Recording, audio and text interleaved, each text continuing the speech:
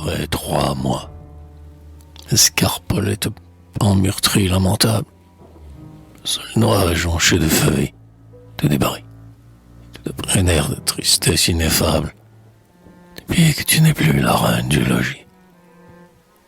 Te souvient-il parfois de nos joies enfantines, quand nous quittions Paris fiévreux et enflammé, pour retrouver nos dahlias et nos glycines, et ce coin de campagne où l'on pouvait aimer. Aujourd'hui j'étais seul et l'hiver est venu. Les dahlias sont morts et mortes et les glycines. Mort aussi ton amour qu'à peine j'ai connu. Et le vent pleure dans les branches orphelines. J'ai vu les volets clos, les arbres dénudés. Plus rien. Plus un oiseau qui rompt le silence. Sur la grille, un écriteau qui se balance. Narquoise, une épitaphe aux amours décédés. Ne te souviens-t-il plus de la petite table, transportée en riant sous le feuillage épais? Nous n'avions qu'une assiette et qu'un verre. Jamais. Les raisins égrenés sur ta bouche adorable. Sur la verte tonnelle où nous étions tapis, je te voulais toujours parer de roses blanches, et j'en allais cueillir par brassées, et les branches faisaient autour de nous comme un épais tapis. Mais toi, tu me tressais des couronnes de chêne, et j'évoquais Sardanapale. Pour un rien, quelquefois nous partions de rire à perdre haleine, et l'on était heureux parce qu'on s'aimait bien. Or la tonnelle est là flétrie, abandonnée. Et plus ne chanteront les oiseaux alentour, les dahlias sont morts, la glycine est fanée, et plus ne fleurira notre si bel amour. Insensé. J'avais cru que tu aurais toujours notre petit ménage et nos grandes amours. Mais l'hiver, les oiseaux s'enfuient à tire-d'aile. Et tu t'en es allé avec les hirondelles.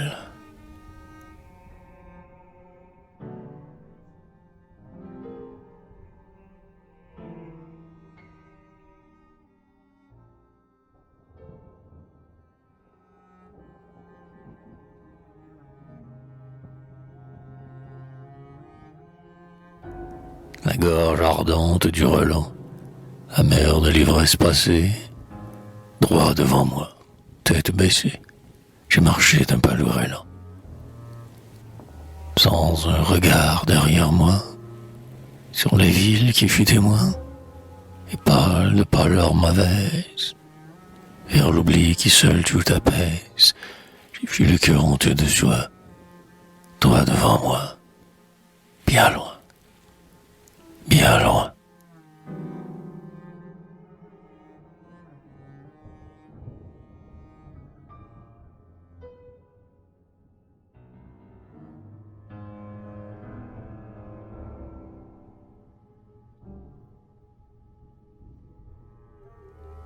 Les illusions.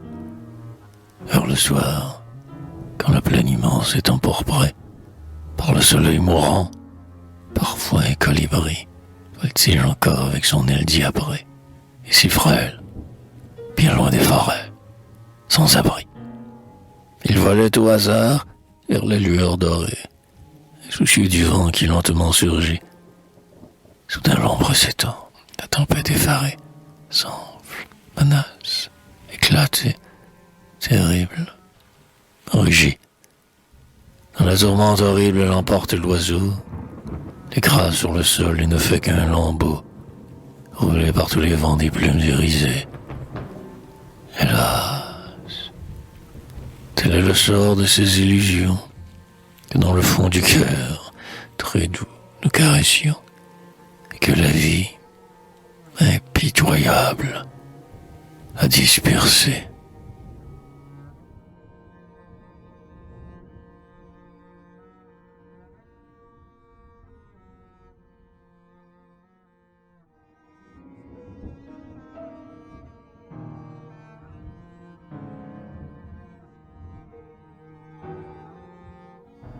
Silencieux, je rêve alors que tout sommeil.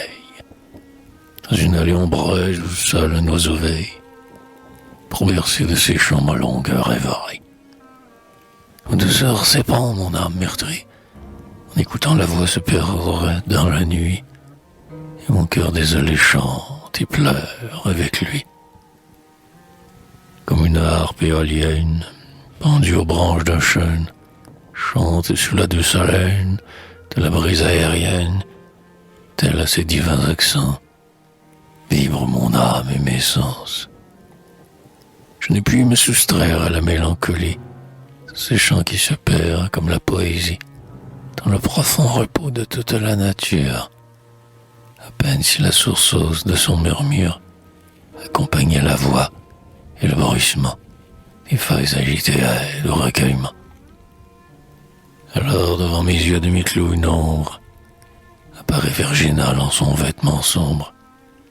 Pâle, elle me sourit, je crois voir encore, dans son regard éteint, le blond reflet d'aurore qui m'a noyé le cœur lorsque j'avais 20 ans et que j'allais chantant les fleurs et le printemps.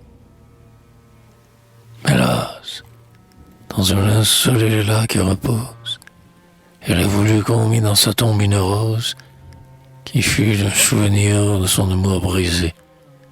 C'est moi qui l'ai mise avec un long baiser. Et quand on lui clouait le lugubre cercueil, mon cœur a pour toujours pris l'immuable deuil.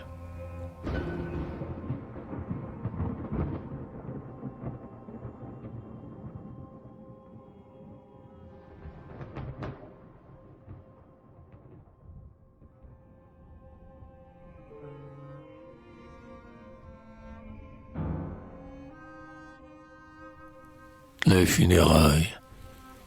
Il fait froid. Le brouillard pénètre jusqu'aux moelles. Il pleut. On n'entend rien que le cri des corbeaux. Dans la plaine, on perçoit des femmes au long voile, pèlerins qui s'en vont de caveau en caveau. Puis le soir se fait nuit sans qu'il y ait d'étoiles. Au ciel noir, sur les morts pèsent un morne repos.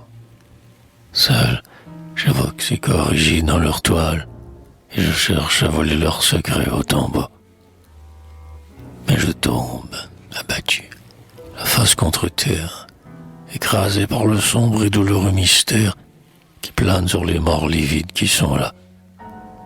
Et le doute implacable affole ma pensée. S'il faut croire à la vie ou la vie est brisée, c'est folie. Et pourtant, qu'y a-t-il au-delà?